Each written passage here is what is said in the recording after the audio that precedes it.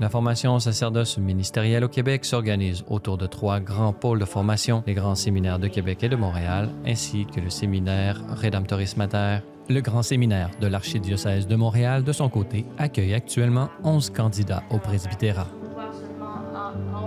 Confié au prêtre de Saint-Sulpice, le recteur, M. Robert Gauthier, est particulièrement soucieux d'offrir le cadre le plus propice à déployer la vocation des candidats qui lui sont confiés.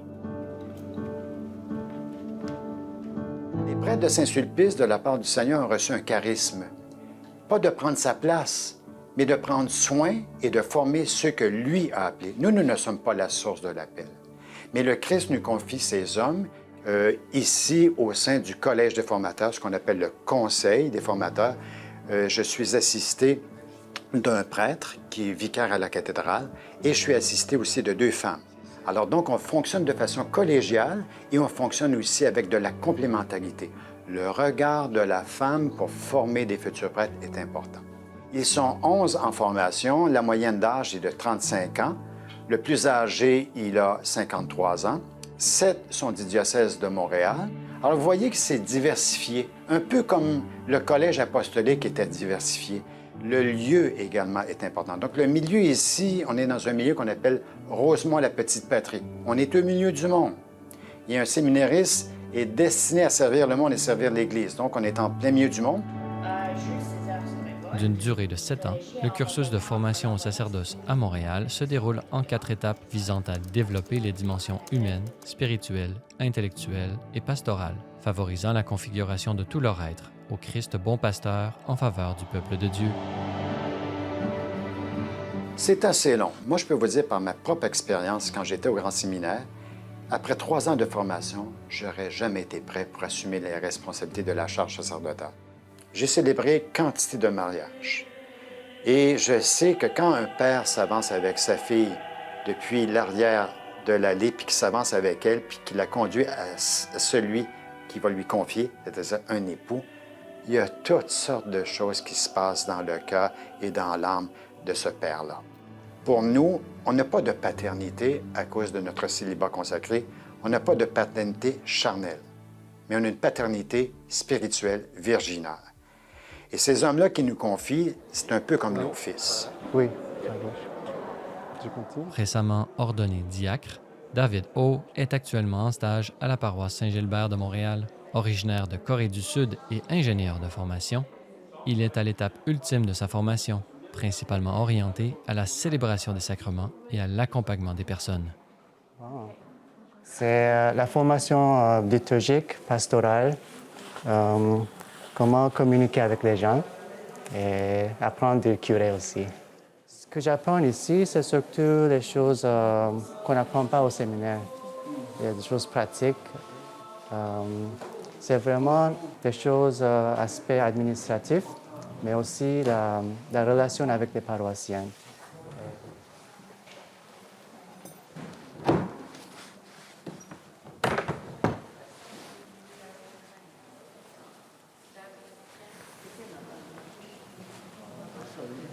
Okay. Bonjour. Oui, très bien. Avec la diminution du nombre de prêtres, les communautés sont parfois à court de moyens pour subvenir aux besoins spirituels et humains des catholiques. Dans ce contexte, l'envoi d'un stagiaire est une véritable bénédiction. C'est du moins l'opinion d'Alix Fils-Aimé, pour qui la présence du diacre transitoire fait toute la différence. Bien, ça nous rassure parce qu'il manque de prêtres et puis lui, on le semble assez proche de tout le monde. C'est que ça facilite les choses. Et puis, surtout quand on le regarde, on le sent engagé spirituellement. Et je trouve que ça rend un peu plus vivant la communauté. Il a donné un bon coup de main dans la Légion de Marie. Il a donné des coups de main même dans la chorale avec la musique. C'est qu'il manquerait quelque chose dans la paroisse si on n'avait pas Frère David, maintenant diacre David. C'est que on pense que quand il va être ordonné prêtre pour pouvoir tout faire, ça va être encore plus intéressant. Au cœur de la dimension humaine de la formation, la fraternité entre les séminaristes est cruciale.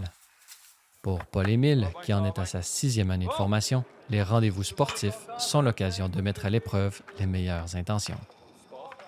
C'est important parce que c'est un bon moment pour se retrouver entre nous communautairement, sans parler de liturgie, de théologie, et puis juste de se défouler un peu. C'est aussi le lieu où on peut vraiment exercer notre charité, parce que quand tu viens de te prendre un coup d'un tibia par accident ou pas, l'histoire ne le dit pas, c'est là que tu vois si tu es vraiment capable d'aimer ton frère ou pas. C'est une bonne occasion de se dépasser, se dépenser, puis passer un bon moment ensemble. Moi, dans la vie de prêtre, je pense que c'est vraiment la sequela Christi, comme on dit, là, suivre le Christ, totalement donné. C'est sûr que c'est beaucoup de sacrifices, on s'en rend compte, c'est beaucoup de dons. Mais en fait, le Seigneur voit ça, il comprend notre réalité, puis il donne au centuple.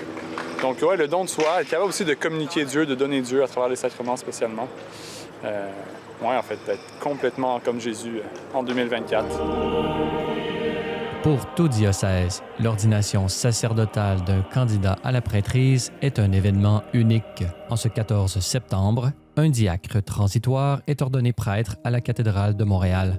Un moment fort pour toute la communauté, mais aussi pour son archevêque, Monseigneur Lépine. Je suis déjà béni dans le contexte actuel d'avoir en moyenne un prêtre par année.